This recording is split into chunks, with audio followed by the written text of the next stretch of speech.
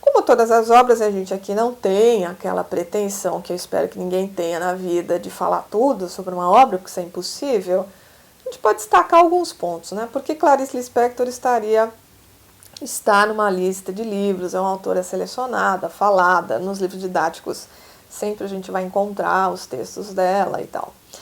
Primeira coisa que eu acho que é fundamental é a gente pensar que a escritura da mulher, né, da mulher autora, é muito recente. E isso já faz com que as escritoras, no meu entender, já precisem de um olhar especial, não no sentido de, olha, só porque ela é mulher nós vamos falar bem dessa obra, não é nada disso, mas assim, de olhar com atenção para isso, porque quantas escritoras mulheres a gente tem nesse país? E nesse em vários outros, quer dizer, isso não é um caso brasileiro, mas a mulher atinge a alfabetização, a escolarização, a emancipação muito recentemente. Então você ter escritoras, poetas, cineastas, isso é uma coisa muito pequena ainda, eu acho, incipiente, e quando a gente tem, é importante que a gente tenha um olhar para isso. Claro que aí, dentro desse olhar, a gente vai ter que ver outras características que fazem dessa obra uma obra considerada na perspectiva histórica literária, uma obra interessante. Mesmo que eu não goste dela, certo? Não vamos deixar de lado, porque gostar é uma coisa e a importância literária pode não ter nada a ver com o nosso gostar. Clarice é uma autora de introspecção. Tem pessoas que não gostam de introspecção, gente. Até aí também não tem nenhum problema, né? Ah, não gosto desse tipo de literatura. Ok, nós não estamos discutindo isso. É assim, eu não gosto, mas por que isso é importante? Porque isso é um viés também da vida, né? Do ser humano. Você ter uma interioridade, você ter um pensamento, isso todo mundo tem. Eu posso não gostar de ler sobre isso, né?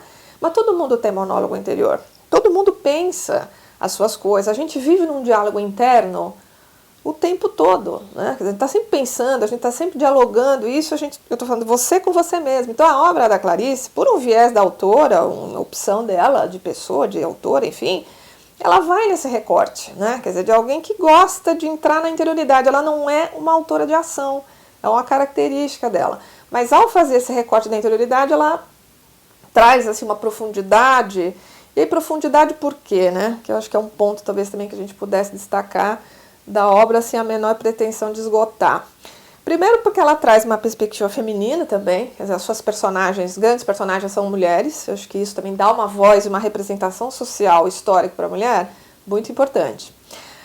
E porque ela tem essa representação da mulher ali de alguma maneira, é uma representação muito provocadora, porque ela vai, por exemplo, se a gente for pensar um conto que a gente vai analisar, que é o que se chama Amor, quando você vê esse título, assim, amor, bom, vai ver que é alguém que está vivendo uma história de amor, tomou um pé na bunda, é mais ou menos isso que a gente vai imaginar, né?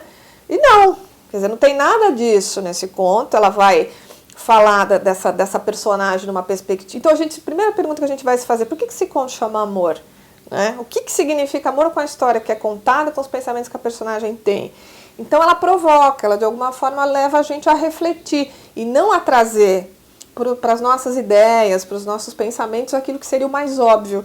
Até porque no literário não cabe isso, né? No literário mais complexo. Isso cabe no entretenimento, então a gente ouve a palavra amor já pensar, né? Uma relação, enfim. Isso cabe muito no entretenimento, isso cabe eventualmente na informação. Mas na literatura mais moderna isso fazia sentido. Se o Machado de Assis já falava dessa coisa do amor com extrema ironia e cinismo, isso no século XIX, como é que a Clarice vai falar disso em literatura de forma romântica? Não tem sentido mais. Então essa é uma outra questão que a gente tem que olhar e ver assim, a literatura sempre vai chamar a gente para ter um olhar que não é o nosso. Vai nos obrigar a sair da nossa caixa e olhar um pouco para o passado, relacionar o passado com o presente. Então ela não vai assim ser um retrato daquilo que a gente se identifica de imediato. Essa é a boa literatura moderna, né? Então se a gente olhar para Clarice com esse olhar, a gente nunca vai encontrar alguma coisa, né? Nossa, mas onde a gente vai encontrar a história de amor que a gente poderia esperar quando lê o título do conto? A gente vai encontrar, sei lá, no Júlia e Bianca, nesses livros do Sidney Sheldon, que é um outro recorte, um outro tipo de forma de escrever, enfim, mas são outras propostas. Então, as propostas literárias, elas sempre olham para a tradição e um pouco para o histórico daquilo que veio. E aí, nessa perspectiva que tem a importância da obra.